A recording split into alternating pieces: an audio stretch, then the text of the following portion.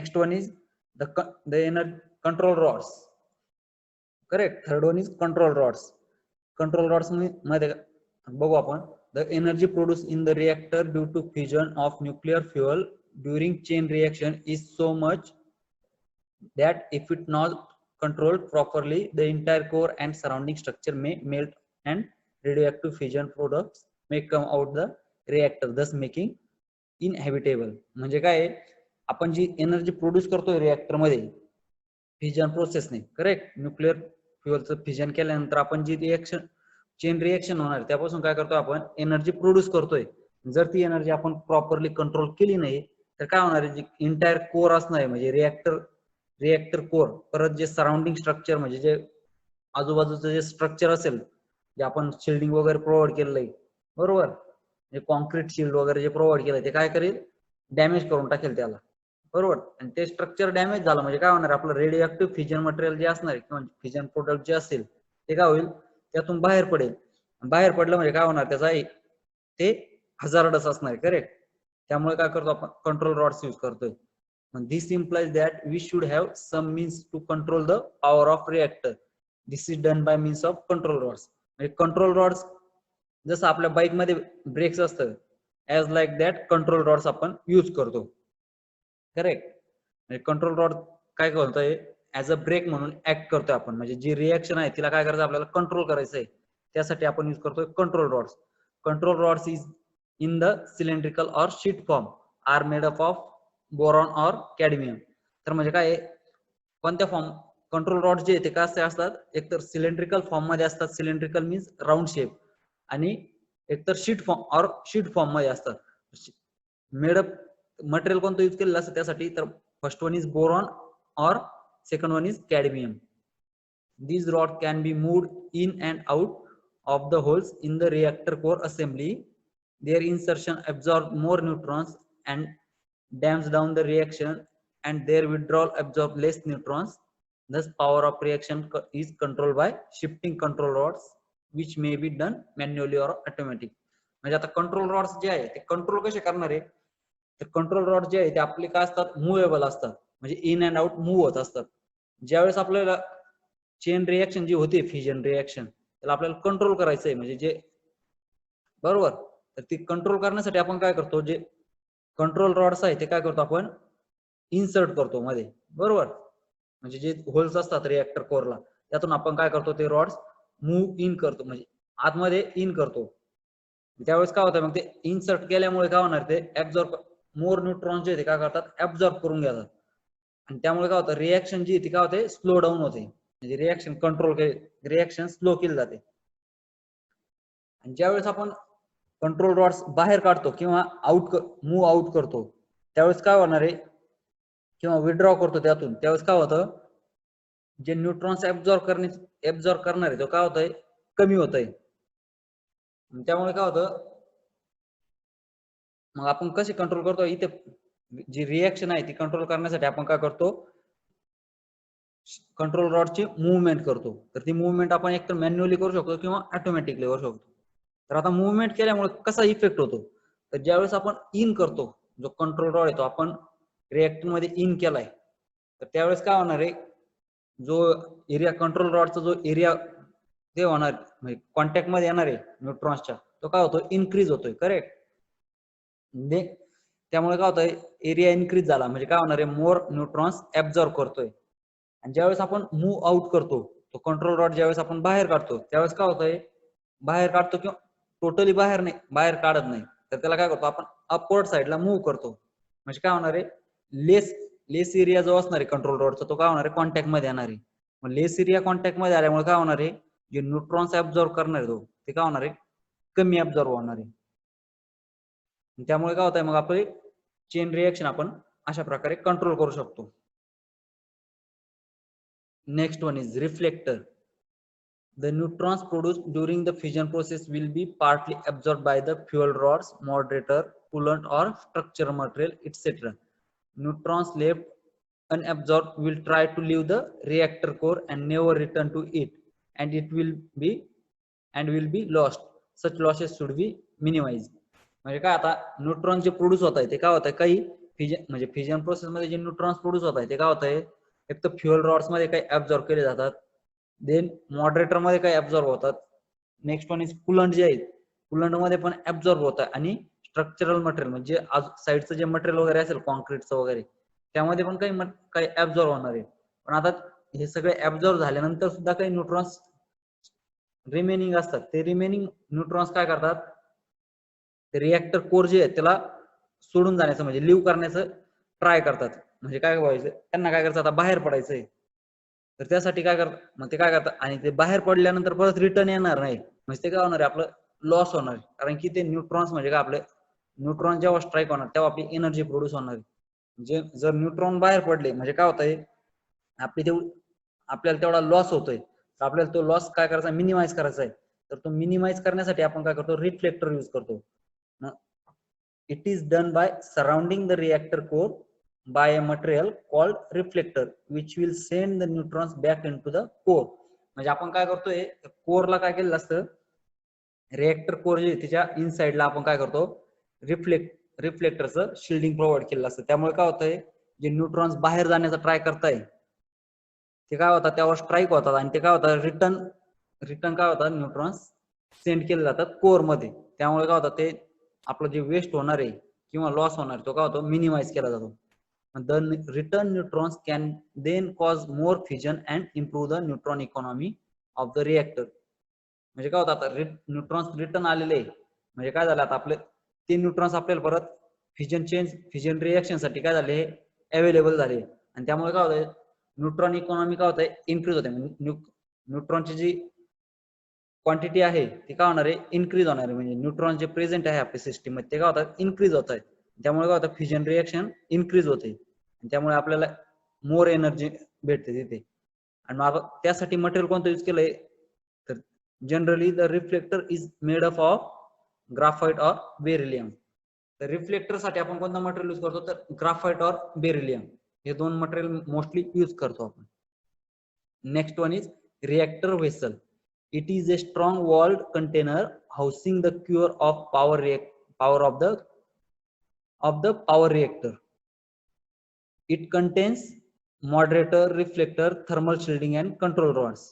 म्हणजे reactor vessel म्हणजे काय, आता आपण जे बघितलं, मॉडरेटर बघितलं, रिफ्लेक्टर बघितलं, थर्मल शिल्डिंग जे आहे, कंट्रोल रॉड्स जे आहे, या सगळ्यांचं कॉम्बिनेशन करून जे आपण व्हेसल बनवतोय, बरोबर, म्हणजे एक क्लोज कंटेनर सारखं क्लोज कंटेनर बनवतोय किंवा वर्ल्ड कंटेनर म्हणतो आपण त्याला, स्ट्रॉंग वर्ल्ड कंटेनर, ते जे बनवतोय हे सगळं हाऊसिंग जे आहे त्याला काय म्हणतो आपण, reactor vessel. Next one is biological shielding. Shielding the radioactive zones in the reactor possible radiation hazard is essential to protect the operating main from the harmful effect. म्हणजे काय, आता जे रेडिओ झोन्स असणार आहे, म्हणजे रिएक्टर मध्ये काय असतं, रेडिओ झोन्स आहे, बरोबर. तर ते काय करायचं आपल्याला, रेडिओ झोन्स कोणते असणार आहे, म्हणजे रिएक्टर मध्ये आपण काय करतोय, रेडिओ एलिमेंट फ्युएल म्हणून रेडिओ फ्युएल यूज करतोय किंवा न्यूक्लिअर फ्युएल यूज करतोय. तर तो जो झोन असणार आहे त्याला काय करता, आपल्याला शिल्डिंग प्रोव्हाइड करायचंय. तर ते कशामुळे शिल्डिंग प्रोव्हाइड करायचं, जे रेडिएशन जे असणार ते काय हजार्डस आहे, त्यापासून आपल्याला प्रोटेक्ट करायचंय. कोणाला प्रोटेक्ट करायचं, जे ऑपरेटिंग मेन जे असणार आहे, म्हणजे जे वर्कर्स तिथे काम करतात किंवा जे इंजिनियर्स तिथे वर्क करताय त्यांच्यावर, त्यांच्या हेल्थवर इफेक्ट नाही झाला पाहिजे, त्यास किंवा हार्मफुल इफेक्ट नाही झाले पाहिजे त्यांच्यावर, त्यासाठी आपण काय करतो, त्याला शिल्डिंग प्रोव्हाइड करतो. Next, the during fission of nuclear fuel alpha particle, beta particle, deadly gamma rays and neutrons are produced. Out of these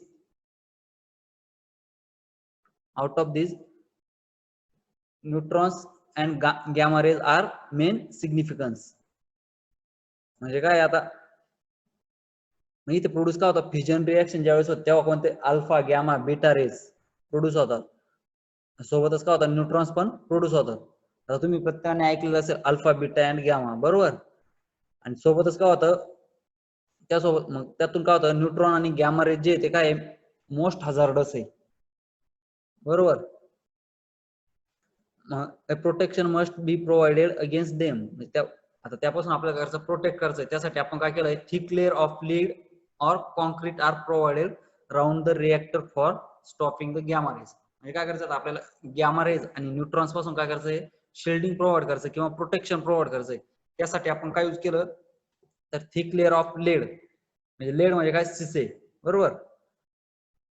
ते एक तर शिसेचं लेडचं लेड मटेरियल यूज केलं असतं, अदरवाईज काय करतो आपण कॉन्क्रीटचं शिल्डिंग प्रोव्हाइड केलं असतं. म्हणजे जे रिएक्टर आहे त्याच्या आपण सराउंडिंगला काय करतो कॉन्क्रीट और लेडचं काय करतो थिक लेअर देतो. त्यामुळे काय होतं जे गॅमा रेज आहे त्याला काय करतो आपण स्टॉप करतो. थिक लेयर्स ऑफ मेटल्स और plastic are sufficient to stop the alpha and beta particles. म्हणजे अल्फा आणि बीटा पार्टिकल जे त्यांची स्ट्रेंथ काय आहे as compare to gamma rays कमी आहे, बरोबर, लेस आहे.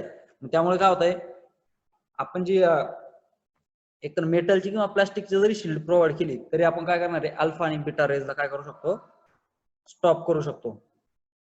Next one is coolant. Coolant flows through and around the reactor core.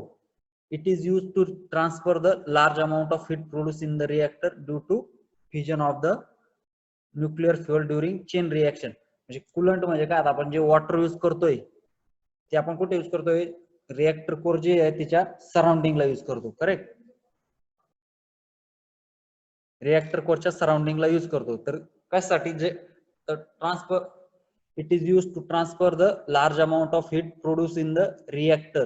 म्हणजे जे रिएक्टर मध्ये आपण काय केलं आता न्यूक्लिअर फ्युअल जे त्याची चेन फिजन रिएक्शन करून काय केलं आता हीट प्रोड्यूस केली तर ती हीट काय होते लार्ज अमाऊंट मध्ये हीट प्रोड्यूस होते. ती हीट आपल्याला काय करायची आहे ट्रान्सफर करायची. तर त्यासाठी आपण काय केलं कूलंट यूज केलं त्याच्या सराउंडिंगला. म्हणजे काय केलं आता वॉटर यूज केलंय, बरोबर, कूलंट पण. तर ते काय करणार आहे ती हीट जी ती ऍब्झॉर्ब करणार आहे आणि त्या वॉटरचं कन्व्हर्जन स्टीम मध्ये करणार आहे, बरोबर.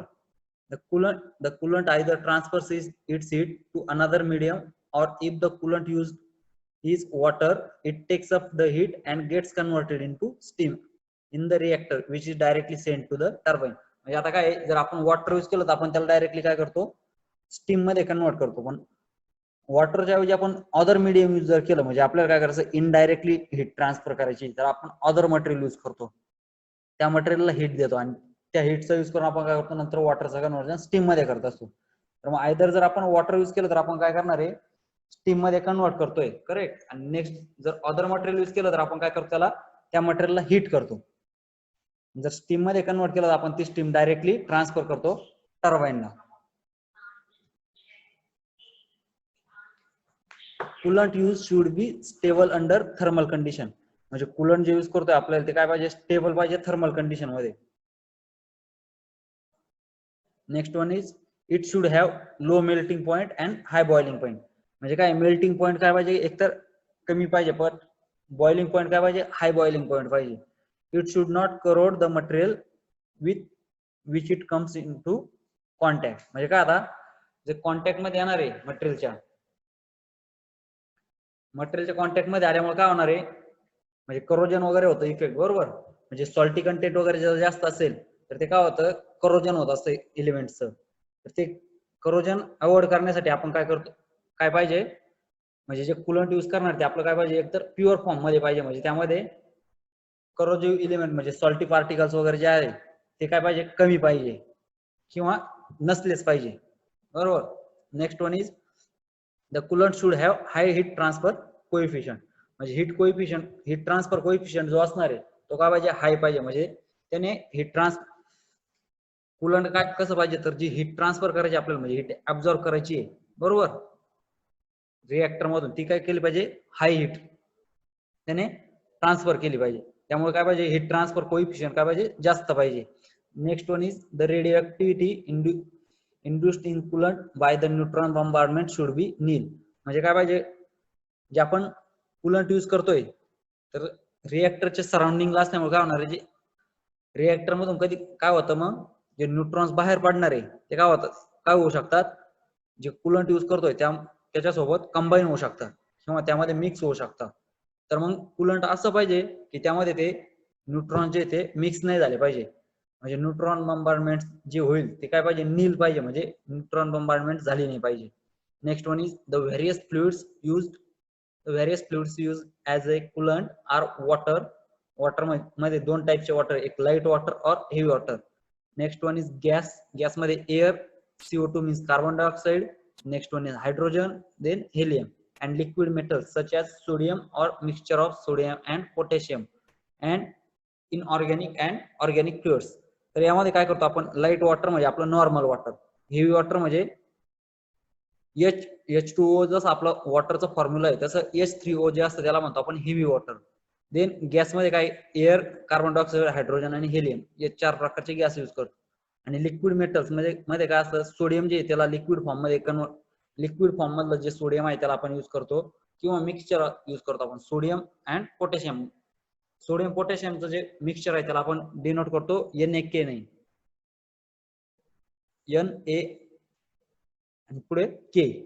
सोडियमला आपण डिनोट करतो Na ने. करेक्ट. आणि इनऑर्गॅनिक अँड ऑर्गॅनिक फ्लुइड्स.